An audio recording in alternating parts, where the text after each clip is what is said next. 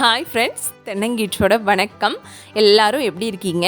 இன்றைக்கி நம்ம பார்க்க போகிற ரெசிபி பிரெட் ஹல்வா தான். நேரடியாக டைமை வேஸ்ட் பண்ணாமல் ரெசிபிக்குள்ளே போயிடலாம். நான் இன்றைக்கி பிரெட் ஹல்வாக்கு 6 மில்க் பிரெட் எடுத்துருக்கிறேன். இது தாராளமாக ஒரு 4லேருந்து 5 பேர் உங்களுக்கு சாப்பிடலாம். அதே போல் நான் இன்றைக்கி ஓரத்தை ஸ்லைஸ் பண்ணி சேர்க்கலை, அப்படியே தான் சேர்க்குறேன். நான் எப்போவுமே ஓரத்தை ஸ்லைஸ் பண்ணுறது கிடையாது. இது பிரெட் ஹல்வாக்கு நல்ல டேஸ்ட்டையும் அதே போல் நல்ல கலரையும் கொடுக்கும். உங்களுக்கு இஷ்டம் இல்லைன்னா கட் பண்ணிவிட்டு சேர்த்துக்குங்க. இப்போ மிக்ஸி ஜாரில் இந்த மாதிரி கையாலேயே நான் 1-2 பிச்சு உள்ளே போட்டுக்கிறேன். ஒரே டைமில் ஃபுல்லாக சேர்க்காமையும் 2 தடவையாக போட்டு எடுத்துக்கோங்க. இப்போ இதை நம்ம பல்ஸ் மோடில் வச்சு நல்லா அரைச்சி எடுக்க போகிறோம். மெயினாக பல்ஸ் மோடில் வச்சு அரைங்க. அப்போ அரைச்சி எடுத்துகிட்டு வந்தாச்சுன்னா பார்க்குறதுக்கு உங்களுக்கு ரவை பதத்துக்கு இருக்கும், ஆனால் சாஃப்டாக தான் இருக்கும் உங்களுக்கு. இப்போ இதை நம்ம நெய்யில் வறுத்து எடுக்க போகிறோம். இதுதான் ரொம்ப ரொம்ப இம்பார்ட்டண்ட்டான ஸ்டெப்பு. உங்களுக்கு வறுக்கிறது நெய்யில், நம்ம பொரிக்கிறதுக்கு பதிலாக வறுத்து எடுக்க போகிறோம். இப்போது நான் 1 டேபிள் ஸ்பூன் நெய் சேர்த்துக்கிட்டு அது கூட நம்ம அரைச்சிட்டு வந்த பிரெட் தூளை உள்ளே சேர்த்துக்கிறேன். மீடியம் ஃப்ளேமில் வச்சுருங்க தீயை. ஒரு 1 நிமிஷத்துக்கு நல்லா சூடு லைட்டாக வெதுப்பாக ஆனதுக்கப்புறமா உடனே தீயை குறைச்சிருங்க. இந்த மாதிரி கட்டி தட்டும், கரண்டியை வச்சு லைட்டாக இந்த மாதிரி கிளறி இழுத்து விடுங்க, சரியாக போயிடும். நமக்கு சிம்மில் வச்சு வறுபடுறதுக்கு மேக்ஸிமம் 4லேருந்து 5 நிமிஷம் ஆகும். நல்லா மொறுன்னு ரோஸ்ட் ஆகணும். உங்களுக்கு இந்த மாதிரி உதிரி உதிரியாக மணலாக வரும். உங்களுக்கு க்ளோஸ்அப்பில் காட்டுறேன். ஒன்றோட ஒன்று ஒட்டாமல் நல்லா கரகரன்னு மொறுன்னு இருக்கும் பிரெட் தூள். இப்போது இதை நான் ஒரு தட்டில் கொட்டி நல்லா ஆற வச்சுக்கிறேன். ஒன்றோட ஒன்று ஒட்டவே ஒட்டாது. இதுதான் உங்களுக்கு கரெக்டான பக்குவம் வறுபடுறதில்ல. அடுத்து தான் இந்த கப்பில் எனக்கு 1 கப் பிரெட் தூள் இருக்குது. நல்லா கொலன்னு அல்வா பதத்தில் இருக்கணும்னா 1 கப் பிரெட் தூளுக்கு 2 கப் தண்ணி சேருங்க. அப்படி இல்லைனா 1க்கு 1.5 கப் தண்ணி சேர்த்துக்குங்க. நான் இன்றைக்கி 2 கப் தண்ணி சேர்த்துக்கிறேன். இது நல்லா சூடேறி கொதி வரணும். பபுள்ஸ் வந்ததுக்கப்புறமா சர்க்கரையை சேர்த்துக்கலாம். சர்க்கரை 1 கப் பிரெட் தூளுக்கு நான் இன்றைக்கி 1/4 கப்புக்கும் கொஞ்சோண்டு அதிகமாக எடுத்திருக்கேன், அவ்வளோதான். இது 3/4 இனிப்பு இருக்கும். உங்களுக்கு இனிப்பை பேலன்ஸ் பண்ணுறதுக்காக நான் கடைசியாக ஒரு ஸ்பெஷல் ஐட்டம் ஆட் பண்ண போகிறேன் கூட.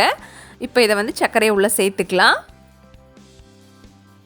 சர்க்கரை நல்லா தண்ணியோட கரைஞ்சதுக்கப்புறமா பிரெட் க்ரம்ஸை செய்யுங்க. எப்போவும் நம்ம பிரெட் க்ரம்ஸை பொரிச்சு எடுக்கிறதுக்கு பதிலாக தான் இந்த மாதிரி நெய்யில் நல்லா மொறுன்னு வறுத்து எடுத்துருக்கோம். அதை விட பொரிச்சு எடுக்கிறத விட இது ரொம்ப ரொம்ப டேஸ்ட்டாக இருக்கும்.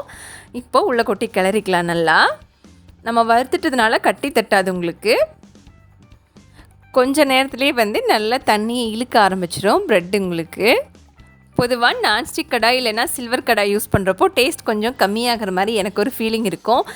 அடி பிடிச்சாதான் அல்வா எப்போவுமே டேஸ்ட்டாக இருக்கும். இப்போ நான் இனிப்பை செக் பண்ணிக்கிறேன். 3/4 இனிப்பு இருக்குது எனக்கு கரெக்டாக. அடுத்ததான் இது கூட நம்ம இனிப்புக்காக எக்ஸ்ட்ரா சேர்க்க போகிறது நாட்டு சக்கரை தான். நாட்டு சக்கரை உங்களுக்கு இனிப்புக்காக மட்டும் இல்லை, அல்வாவுக்கு நல்ல கலரையும் கொடுக்கும். பிரெட் ஹல்வாக்கு நம்ம பாஷையில் சொல்லணும்னா நல்லா தகதகன்னு இருக்கும். நான் இப்போது 2 டேபிள் ஸ்பூன் போல் நாட்டு சக்கரை சேர்த்துக்கிறேன். கொஞ்சமாக உப்பு. இது இனிப்பை பேலன்ஸ் பண்ணுறதுக்காக.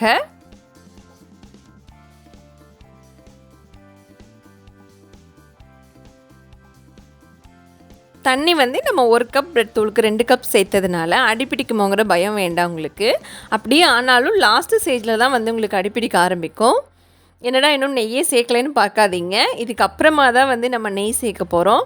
ஏன்னா பிரெட் ஹல்வாக்கு ரொம்ப ரொம்ப அதிகமாகலாம் நெய் தேவைப்படாது. நான் இப்போது 1 டேபிள் ஸ்பூன் போல் மட்டும்தான் நெய் உள்ளே சேர்த்துக்கிறேன். நம்ம எவ்வளவு நெய் ஊற்றினாலும் கடைசியில் பாருங்கள் என்ன ஆகுதுன்னு. மேக்ஸிமம் 15 நிமிஷத்துக்குள்ளே நம்ம முடிச்சிடலாம். 5 நிமிஷம் தான் வறுபடுறதுக்கு தேவைப்படும். 10 நிமிஷத்துக்குள்ளே நமக்கு அல்வா ரெடி ஆயிரும். இப்போ நம்ம ஒரே 1 டேபிள் ஸ்பூன் நெய் சேர்த்து நம்ம முந்திரி திராட்சையை நல்லா வறுத்து எடுத்துக்கலாம். ஃபஸ்ட்டு முந்திரி சேர்த்ததுக்கப்புறமா திராட்சையை சேருங்க. இப்போ இது ஓரமாக இருக்கட்டும். நம்ம அல்வா என்ன பண்ணுதுன்னு பார்ப்போம். அதுக்குள்ளே நல்லா இந்த மாதிரி நெய் மேலால் சொதும்பி வர ஆரம்பிச்சிருச்சு. இப்போ தான் லைட்டாக அடிப்பிடிக்க ஆரம்பிக்கும். கரண்டியை வச்சு நல்லா மிக்ஸ் பண்ணுங்கள். கண்டிப்பாக இதில் ஏலக்காய் தூள் சேர்த்துறாதீங்க, அது ஃப்ளேவரையே மாற்றிடும். இப்போ உங்களுக்கு தெரியுதா, நல்ல பபிள்ஸ் இந்த மாதிரி மேலால் வர ஆரம்பிக்கும். இதுதான் அல்வாவை நிறுத்துறதுக்கான சரியான ஸ்டேஜ். இப்படி செஞ்சால் மட்டும்தான் அல்வா உங்களுக்கு ரொம்ப ரொம்ப டேஸ்ட்டாக இருக்கும். ரொம்ப நேரம்லாம் ஆகாது, 10 நிமிஷம் தான் ஆகும் மொத்தமாகவே. இப்போ நான் வறுத்து வச்ச முந்திரி திராட்சையை உள்ளே சேர்த்துக்கிட்டேன். சேர்த்து நல்லா மிக்ஸ் பண்ணிக்கலாம். அல்வா வாயில் வச்சோன்னே கரையணும்னு ஆசைப்படுறோம். அதுக்காக கொஞ்சமாக எஃபர்ட் போட்டால் தப்பே கிடையாது. இப்போது அடுப்பை ஆஃப் பண்ணிவிட்டு கீழே இறக்கி வச்சிடலாம். நம்ம ஊற்றின 3 டேபிள் ஸ்பூன் நெய் உங்களுக்கு நல்லா மேலால் சொதும்பி வந்துடும். அதிகமாக நெய் இழுக்காது.